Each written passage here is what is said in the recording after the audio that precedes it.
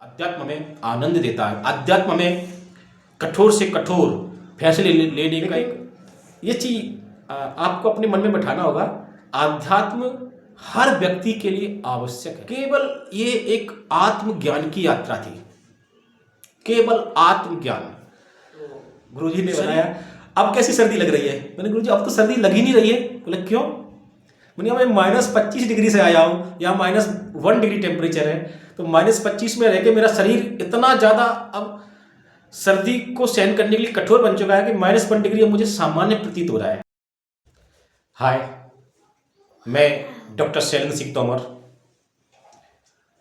पिछले 15 दिन से मेरी आध्यात्मिक यात्रा जो कश्मीर में हमारे आध्यात्मिक गुरु आदि शंकराचार्य जी की तपोभूमि, उसी पर्वत पर हमारी ये शिविर लगा हुआ था।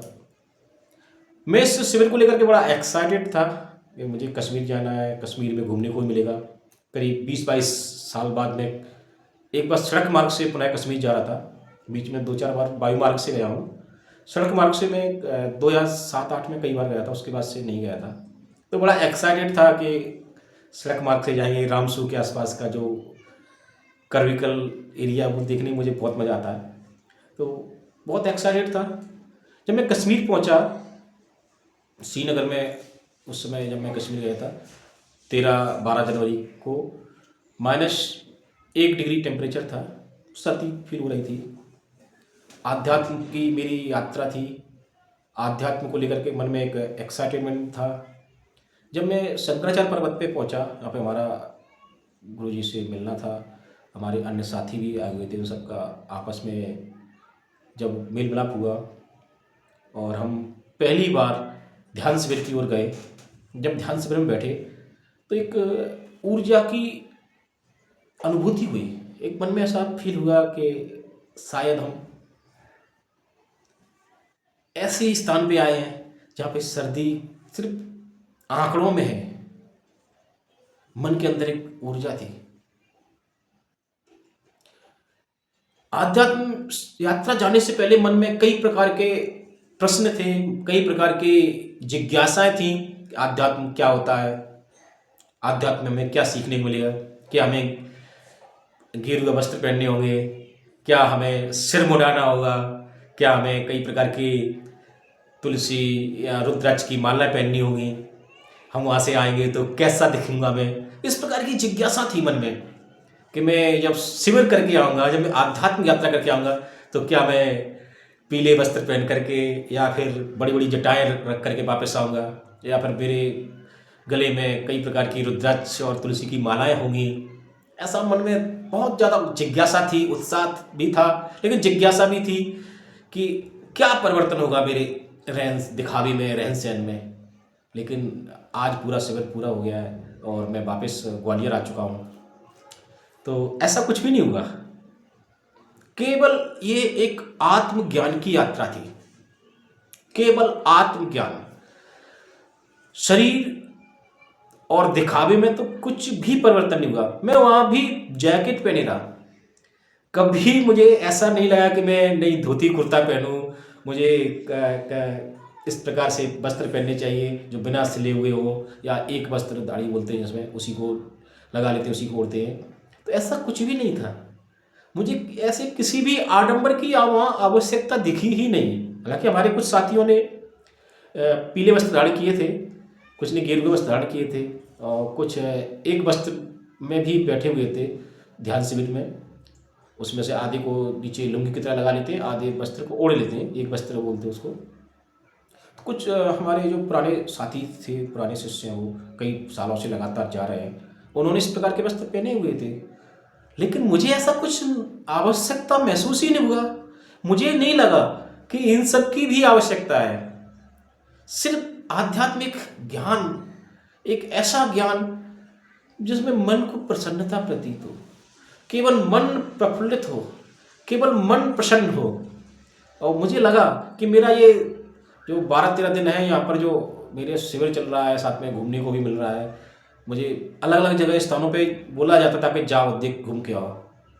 एक्चुअली मैं एक दिन की बात बताऊँ मैं, तो ये शायद होगी 20 या 19 तारीख के आसपास की बात है।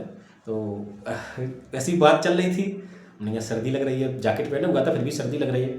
तो वो हमारे एक गुरुजी है, उन्होंने बोला कि कल आप सोनमर्ग जाओगे और कम से कम वहाँ 7-8 घंटे तक वहाँ बिताना है आपको। मैंने कि जब मुझे -1 डिग्री में यहाँ पहले से ही सर्दी लग रही है, सोनमर्ग में -25 डिग्री टेम्परेचर है, मैं वहाँ कैसे जाऊँगा। तो नहीं जाना है, आपको जितने वस्त्र पहने उतने वस्त्र पहन लेना है, बस केवल सिर पर टोपी नहीं लगाना है और हाथों में दस्ताने, ग्लव्स नहीं पहनने। इसके अतिरिक्त आपको जितने भी कपड़े पहनने हो, जितने वस्त्र पहनने हो पहन के, और वहाँ पे आप ज़्यादा से ज़्यादा एंजॉय करना, पूरा एंजॉय करना, जल्दी लौट के नहीं आना है। मैं गया सोनमर्ग। सोनमर्ग जैसे ही मैं सोनमर्ग कैब से टनल से पास होते हैं, एकदम से बर्फीली पहाड़ियाँ, बर्फ़ देख करके मन प्रसन्न वैसे ही हो जाता है, मन प्रसन्न हुआ। कई प्रकार के वहाँ पे जो छोटे रहते हैं वहाँ पे टूरिस्टों के लिए हमने किए कई बर्फ से फिसलने वाली जो एक्टिविटी थी वो भी की, बर्फ़ों में चलने वाले बर्फ़ के गोले बना करके खेलना इत्यादि हमने बहुत एंजॉय किया, क्योंकि 7-8 घंटे में वहाँ पे किसी भी प्रकार से गुजारने थे, ऐसा हमारे गुरुजी का आदेश था। तो हमने करीब 7-8 घंटे तक वहाँ पर हम रुके और अलग अलग कई एक्टिविटी की, एंजॉय किया। शुरुआत में सर्दी लग रही थी, सर्दी धीरे धीरे बढ़ती रही थी। हमने बर्फ़ से थोड़े गोले बनाए तो हाथों में बहुत ज़्यादा सर्दी लग रही थी, ऐसा लग रहा था चक्कर आने वाले हैं। तो जल्दी से गया, चाय भी पी, लेकिन फिर चाय पी के फिर मैं ऊपर बाहर की पहाड़ियों पे गया, ऊपर चोटियों तक गया। चोटियों में बहुत एंजॉय किया हमने।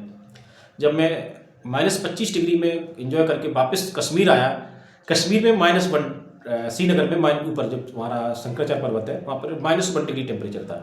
तो -1 डिग्री टेम्परेचर में जब मैं वापस आया तो मुझे वो टेम्परेचर बहुत ज़्यादा लग रहा था कि हाँ अब मैं सही जगह पे आ गया हूँ। तो गुरुजी ने बताया अब कैसी सर्दी लग रही है। मैंने गुरुजी अब तो सर्दी लग ही नहीं रही है। बोले क्यों?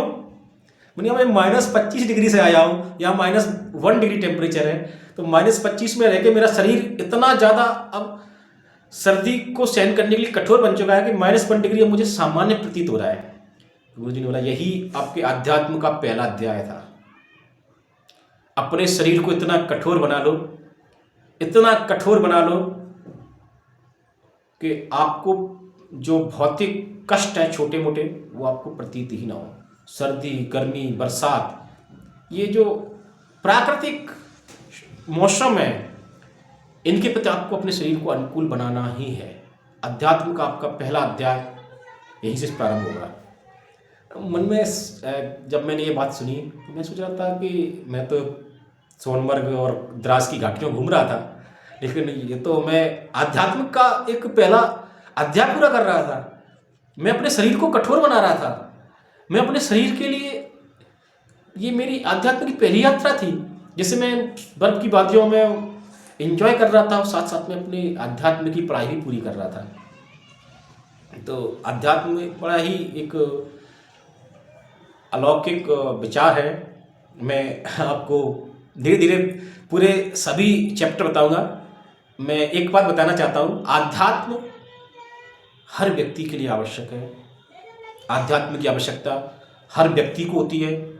आध्यात्म के बारे में से कहा जाता है कि आध्यात्म हमें भोजन, वस्त्र या वायु प्रदान नहीं करता, लेकिन आध्यात्म हमें जीने का गुण सिखाता है। अध्यात्म हमें आनंद देता है। अध्यात्म हमें कठोर से कठोर फैसले लेने का एक निर्णय लेने की शक्ति प्रदान करता है। आध्यात्म हमें जीवन जीने का सलीका बताता है। आध्यात्म हमें वह मार्ग बताता है जिससे हम इस भौतिक युग में आनंदित होकर जीवन जिए और संतुष्टि प्राप्त करें और मोक्ष के लिए, यहाँ से हम मोक्ष की प्राप्ति करें, मोक्ष का जो मार्ग है वो प्राप्त पाएँ। तो अभी तो ये मैंने आज आपका पहला अध्याय बताया है, शेयर किया है। मैं आपको सभी अध्याय बताऊंगा धीरे धीरे कि कैसे हमारे अनुभव रहे कश्मीर में और हमने क्या क्या सीखा। हम तो बहुत सारा पैसा खर्च करके आए और आपको मैं फ्री में सिखा रहा हूँ, पूरा बताऊंगा। लेकिन ये चीज़ आपको अपने मन में बैठाना होगा, आध्यात्म हर व्यक्ति के लिए आवश्यक है। हर व्यक्ति के लिए आध्यात्म कोई आडंबर नहीं है।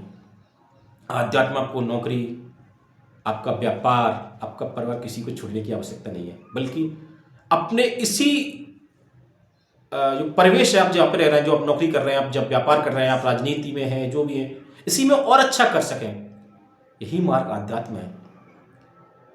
तो मैं दूसरा वीडियो बनाऊंगा, उसमें आपको बताऊंगा। अभी एक वीडियो लंबा हो गया है। धन्यवाद।